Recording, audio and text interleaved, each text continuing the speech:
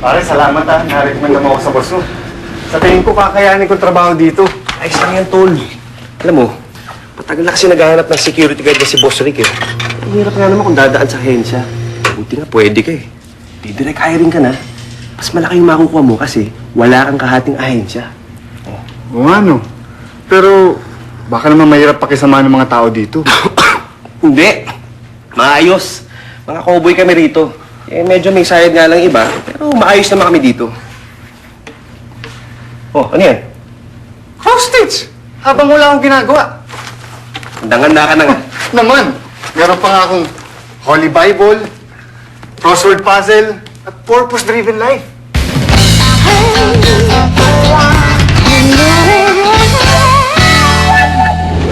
Yan naman yung security guard dyan. Wala namang ginagawa. Hindi naman nag-check ng gamit. Hindi naman nangangap-kap.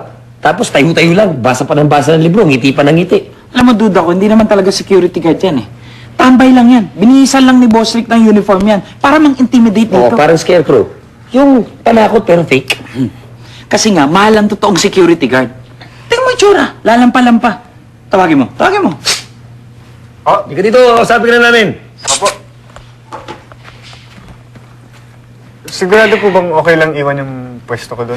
Bakit? Ano ba ang importante doon sa pwesto mo at hindi mo pwedeng iwan maski sandali? Meron ba? Ha? Baka po magalit yung masungit na babae na nakataas ang buhok na puno ng hairspray. Sino? Si Ma'am Carol? Ako, wag mo pinagpapapansin yun. Mas mataas ang posisyon namin dun. Talaga po? Eh, ba't gawa sa narimeso niya? Kayo naman plastic na monoblock lang. Kasi hindi kami naniniwala sa pagputol ng puno. Totoo yan. Totoo yan. Ano kami? Mahal namin na environment. Ah, so mga environmentalist pala kayo. Yan, oo. Gulay nga lang ang pinagkakain namin eh. Ha? Eh, vegetarian po yata yun. Yun din yun.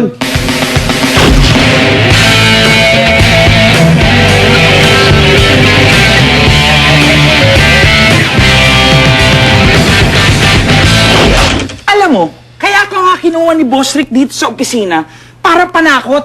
Ha? Yung tipong itsura mo pa lang, eh wala na magbabalak gumawa ng masama. Tsaka aangasan mo naman yung tayo mo. Ay, ganun o. Eh, pasensya na po, hindi po talaga ganyan ang personalidad ko eh. I'm more of the approachable type ba. I don't want to scare anyone. Eh, mali! Security guard ka, dapat di ka approachable! Oo, tsaka dapat lahat pinagdududahan mo. Kasi everyone here is a potential criminal. Everyone is a suspect. Dapat praning ka, hindi yung kakampante-kampante. Eh, mukha naman pong mapabait lahat ng nakikita ko dito sa floor na ito eh. Sandaling pagtrabaho ko dito eh, parang mga ate at kuya ko na sila. Ano ka ba? Hindi ka naman scoutmaster, di ba? Ha? Security guard ka? Huwag mo sabihin sa amin, wala kang napapansin mukhang gagawa ng kalokohan dito, ha? Meron po. Sino? Sino? Kayo!